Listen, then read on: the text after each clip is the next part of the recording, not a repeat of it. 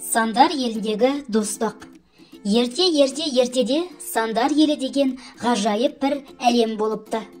Бұл елде әрбір санның өз мінезі, өз орны бар екен. Бір күні бір орманға серуендеуге шығыпты. Ол өзін ең бірінші, ең маңызды сан деп ойлап жүріпті. Кенеттен жолда екі кездеседі.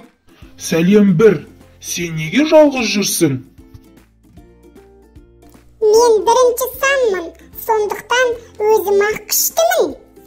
Сол кезде 3-4-5 те келіп қалады. Достар, бәріміз бірге жүрейік, бірге жүрсек қызық болады. Дейді 3, сонда бір ойланып қалады. Мен жалғыз болғанда тек бірмін, ал достармен қосылсам үлкен сандар шығады екен ғой.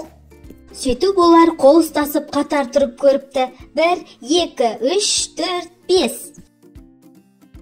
Қараңдаршы, біз осылай тізілсек, санауды үйретеміз, есеп шығарамыз, әлемді қызықтырамыз. Дейді 5 мәз болып.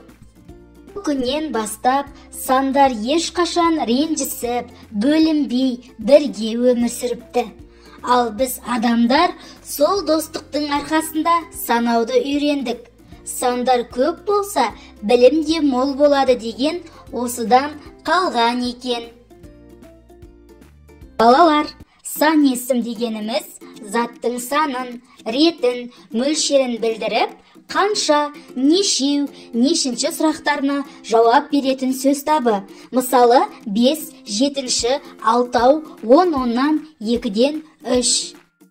Балалар, пысықтау сұрақтарын қоямын. Сонымен сан есім дегеніміз не?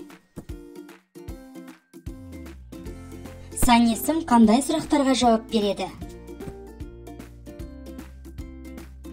Жарайсыңдар балалар. Келесі кездескенше сау болыңдар.